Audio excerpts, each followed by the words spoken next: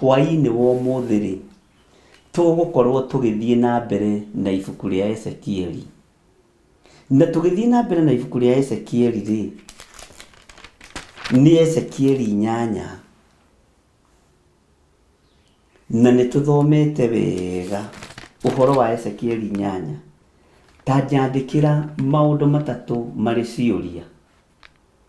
Ũnjĩre atĩrĩrĩ, nĩ tũthomete maũndũ megiĩ thahu, nĩ thahu ũrĩkũ wonete mũnene wĩra-inĩ wa Ngai? Nĩ thahu ũrĩkũ wonete mũnene wĩra-inĩ wa Ngai? Na kĩũria kĩu nĩ ngũgũcokeria na nĩ ngũgũtikĩra. Kĩũria gĩa kerĩ rĩ, twambĩrĩirie ibuku rĩa Ezekieli mweri cigana na thaa cigana na mũthenya ũrĩkũ? Kĩũria gĩa kerĩ rĩ, twambĩrĩirie ibuku rĩa Ezekieli rĩ, mweri cigana, mũthenya ũrĩkũ na thaa cigana? Tamba ũnjokerie icio cierĩ na nĩ ngũgũcokeria na tũcokanĩrie nĩgetha tũtikae gũthiĩ tũkĩriganagĩrwo nĩ maũndũ marĩa tũthomete.